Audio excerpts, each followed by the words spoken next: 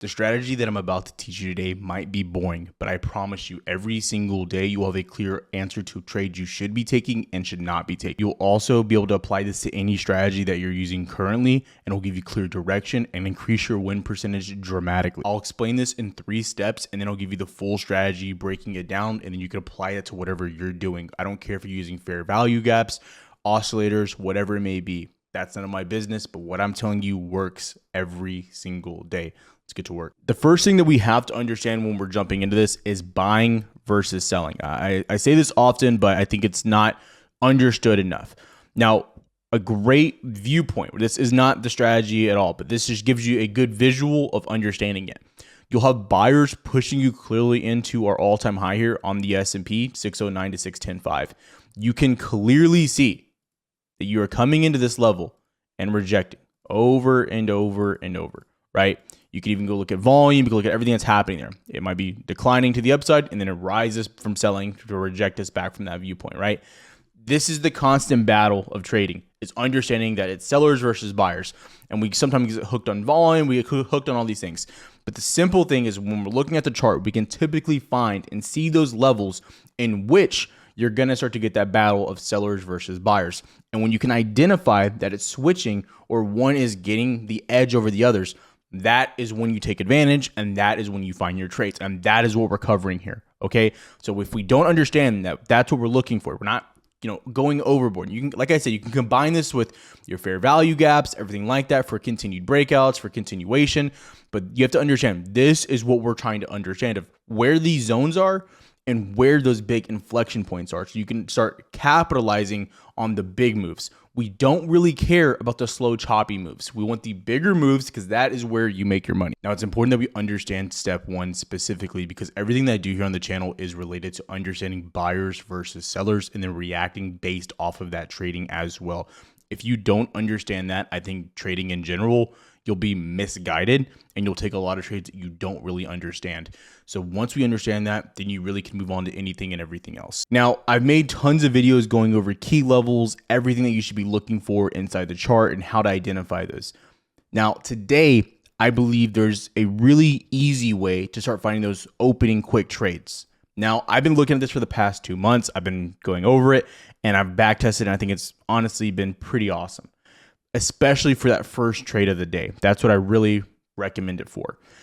Okay. Now, you've all probably heard of your 15-minute opening range. Now, it's really easy too, and I don't like to, breaking that down for some people might just be, I don't know how it's confusing, but it could be confusing for people. All you type in here is ORB, your opening range breakout. Now, obviously, I'm Central Time, so, adjust this for yourself, the first 15 minutes of market open. So 8:30 a.m. for me to 8:45. Right there, that's all you set this to. Go set it up for yourself, whatever you need, right? It's literally that simple. Now, beyond this though, let me break down a little bit further. I'm using all of the same concepts that I've used before in all my other videos, the break and retest, continuation, all of that. Now, I also recommend going and just back testing this for yourself if you need that.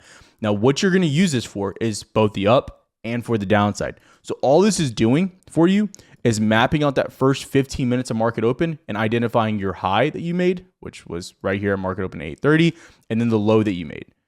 In this range here, typically you really don't want to do too much trading between that 8:40, 21.77, 21.77, 65, give or take, right? And if it's funny, if you're in Discord, then you remember us talking about this, that level right there, which is kind of funny that you stuck in between that. Now, beyond this point of what you're looking for, you can go to the 1, the 5. Now, obviously, break and retest on higher time frames are your best friend. You can see even here on Friday, and I want to use the most recent examples. We can go back even further as well. You break, you retest, continuation. Easy trades, right? I'll go in deeper here in a second, but this is going to be the first one that you're going to use if you're unfamiliar with identifying key levels, things along those lines. Now, what I will say, I don't like to use this beyond the first 2 hours of trading. It's not my favorite thing to use. I go back to my other key levels, things along those lines.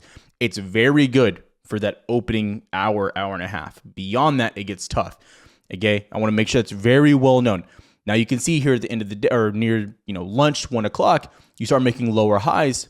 through that as well, worth mentioning, right? You can clearly see you're making lower highs into that opening range, the bottom of it, but you can see you're wicking all through it. And you eventually flip here and then push back down. But that being said, it's not as clean as that opening 2 hours of trading. Now, I'm careful to mention a lot of things new to the channel that I don't do a lot of research on. I've been looking at this for the past basically month, 2 months, and I think this really guides into what we're looking at, and it really gives people that don't know how to find the key levels a great understanding of a kind of cheat sheet for that as well.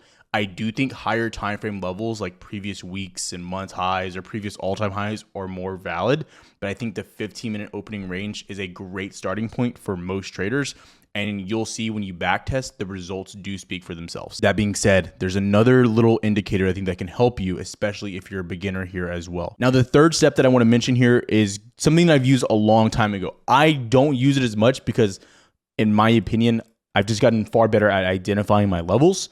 And it's something that I'm just doing every day. And, good rule of thumb, and time in the market is your best friend. If you can spend time in the market, spend time looking at charts, you will get better at doing like everything when it comes to charting, everything in general. It'll become simpler. It'll become second nature. You'll become much quicker. Okay. So when you watch us live, you watch us anything that we're doing, like the reason why we're doing it so quick is because we do it every day. It's kind of our job. It's our enjoyment. It's what we do. Right. So the second one I'll mention is going to be opens. Okay, this is something that you've seen me mention for years on my main channel, whatever it may be. It's by We Run the Stops. Okay, now if you're using a broker, you can also find this like a TOS or whatever it may be. This works on everything. This works for equities. This works for stock. This works for futures. I don't care. It is one of the best tools for beginners to use. Okay, now let me explain it very simply. What is happening here? In a very simple sense, all you need to know is the purple line is your daily open, wherever that price opens at the start of the day. And to give you a rule for NQ, for NASDAQ and futures, that starts once markets reopen for the Asia session. Okay, so if markets close at 4 p.m. Central Time, they reopen back at 5 p.m. Central Time. That's where your open is. You have to understand that. Okay, your weekly Sunday in the after hours, right? And then your monthly, obviously, as well, wherever that monthly open may be. Okay. Same thing here, top-down approach. Monthly levels, more important. Weekly levels, a little bit less important. Daily levels are less important than weeklies. So as far as being respected, you can see here on the 5-minute as well, right? This is a great rule of thumb. And it's funny, I didn't even have my weekly levels on here, but I want to be very clear. If you were in Discord this week, and especially on Friday, we talked about 21.77. It was your weekly open. Didn't even realize it. You're sitting on top of that level. You mount it here at open, and you slingshot up around 200 points, right? That is the importance of these levels and how they really can make things very simple for you.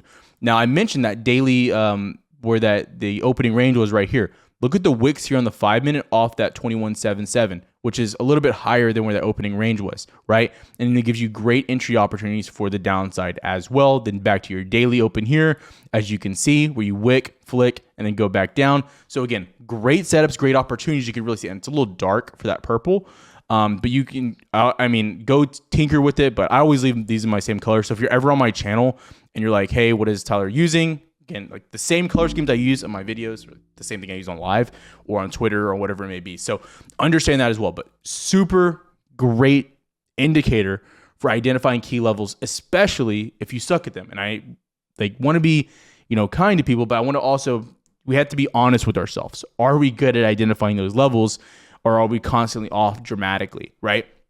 Another really good rule of thumb here too, like I always mention, is have zones. Zones are your best friend, right?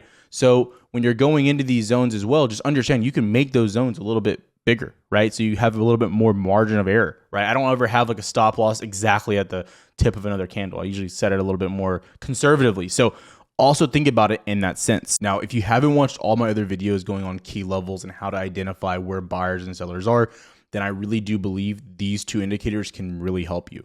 Now, the bulk of what I'll talk about here will be that 15-minute opening range, because I do believe, aligned with how I trade, it helps you out a lot. Now, what I will say is that I don't think you're going to get multiple trades throughout the day from this. That's my personal opinion, but you should at least get 1 to 2 in the early part of the day. And those are pretty high quality setups. Now, again, I don't think you can trade alone just off of this, but I do believe it sets up great opportunities to start your day almost every day. Now, just going into full strategy, I think we overcomplicate most of the things that we do. Okay. I've gone over volume. I've gone over the indicators. I've gone over break and retest continuously. But I have to say, the break and the retest is ultimately how I trade. Like, it may seem super simple. I don't really care, right? If you follow me on Twitter, then you've seen the results. You've seen us go over them. You've seen people's comments of the results too, right? We've seen VWAP. We use all these other confirmation things that we're using, obviously. But for a bulk of it, what we're looking for constantly is a break and the retest. So what do I mean by that? So let's say action going into the start of day, we're moving like this, right? We're moving into a resistance, right? And then we're pushing here, okay, into a resistance at highs. And this is where market opens. Well, if I'm looking to trade the upside off of this level, right, I need to understand one thing. I am not looking to go long as we're pushing into this. That is not what I want to do. What I want to do is break above, get a retest, and then push back up. That is the goal. Going long into that level makes no sense to me. That is a terrible trading opportunity. Okay, so that is the first thing you have to understand when we're looking at anything that we're doing here on the channel whatsoever. The next step from this, though, right, is understanding how much we've actually moved. Now, people always say, you always say buy low, sell high. It goes kind of for the same thing for day trading. Okay, I'm not looking to go long once we're at highs or at an overall target. Something that I mention here on the channel often is having a plan and sticking to that plan.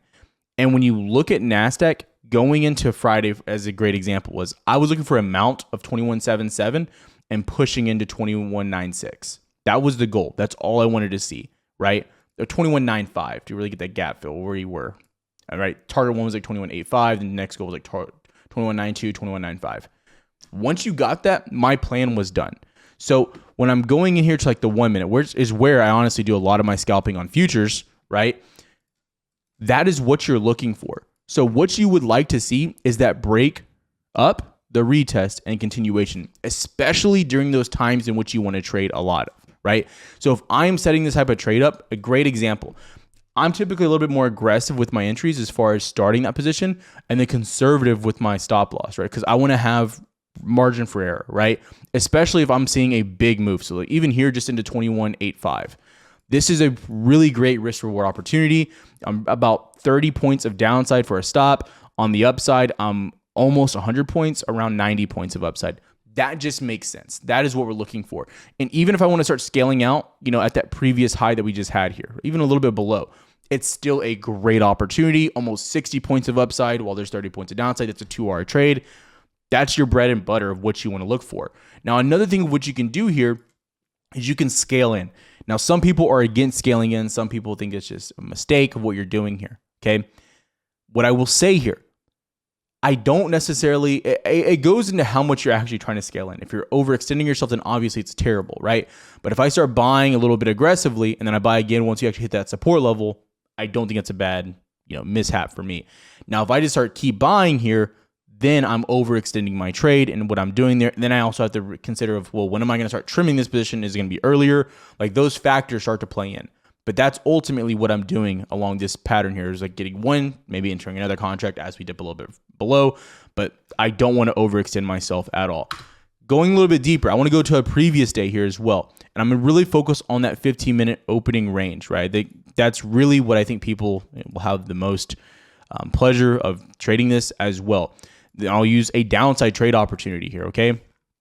Specifically here, and so you can see. So you can see you open here, and by the time the 15-minute, you actually have that close here. So this is what happens. This is a great visual of what happens here. You get an opening break. There is no real retest, and you come back down here, you chop, and you break back down. There's no real good setups, and this is on a 1 minute time frame. So if you go something like the 5 minute, you can really see there's no real opportunity, right? You want to see some type of baseline, some type of consistency, some type of sitting there, right? And then eventually you break down and see how you just sit here on that bottom of the range. This is literally a 5 minute chart. So that's 5, 10, 15, 20, 25 minutes of just sitting at a support turned resistance now. And then you end up breaking down, you get a retest and you shoot down. great opportunity. And again, you just go back and forth and keep looking at this. Now, you can say I'm cherry picking this, whatever it may be. Go back test for yourself. Go look here at NQ, right? This is an example of not wanting to trade this action. Now, you had a decent setup here to where you kind of broke and retested, but for a bulk of this, you're really just sitting in a range. And this is where you don't want to focus your trading. When you start focusing on this, of trading that inside box there, if you remember Wednesday, whatever it may have been for yourself, not a good scenario, right? Now, in the after hours, things moved a lot better, but still overall during that market session, it was very choppy, back and forth. You didn't get a lot of time outside the range. Not great, right? You may have had one or two setups, but that is not where you want to focus your time, right? You go in here as well, going into Tuesday, great action, perfect action. And again, it's not going to be perfect, but it's going to give you great setups. Another great example here. 15-minute, you break down, you make your range here, you end up popping back up. You don't want to go long, obviously, in the range here, but what happens right here? You break above, you get a 5-minute candle, you hold there, boom, you shoot up around, 140, 160 points. Even if you're setting those stops conservatively, again, below just that bottom candle there, right? That's a pretty decent size stop. It's about give or take 40 points. You go to the one, you can probably create more exact levels here as well, right? So I always want to show people too, you can go back and set more exact stops for yourself when you go down to the 1 minute understanding what's happened there. But even here, it's pretty illiquid move back to the upside. So I want to have a little bit, even if I push it down to basically right there, right below 21.3, you still had a great opportunity back to the upside, right? So things you have to identify of what you're looking for. Now combine this with the 9 EMA, the VWAP for continuation, and it makes things very, very clear for yourself of what you're targeting and how you can repeat these setups over and over and over. But I want to say right now that the basis of everything I do, like I mentioned in the beginning of the video, it's understanding that I'm a reactionary trader. I'm not trying to predict what's going to happen in the future. And something that I'm always telling people on Twitter, on YouTube, or even in Discord, and that link should be somewhere down below if you're interested, is that if you have a plan going into the day and then you execute that plan, everything after that plan is kind of up in the air. Now, you are doing some prediction work or guessing work, right, to go into having that plan, but you have some reason behind that. Now, once you go beyond that plan, you're really in the unknown and you're kind of over trading. Maybe you're trying to trade back if your plan went wrong, right? So I always recommend sticking to that plan. And then once you get outside of that plan, understand your win rate starts to drop drastically. So when I'm doing these things and I'm looking at the 15-minute or opening range, or if I'm looking at key levels, right, it's typically for that BRB and that break, retest, bounce to the downside, to the upside, whatever it may be. And understanding that is the basis of how I win. That is like the standalone factor of that reactionary trade, win or loss. That's my formula, right? So when you get away from that, I recommend refining your skills instead, right? Go into back test work. Go into trying to sharpen your skills and get better at what you're already doing, or just getting away from the screen in general. That's the biggest tip from this video that I can say. Once you get something down that works, stop trying to change it, right? If you guys have any questions, comment down below. More videos coming out as always. Appreciate you. And live streams will be coming most likely starting this Monday for the pre-market. Have a good one, traders.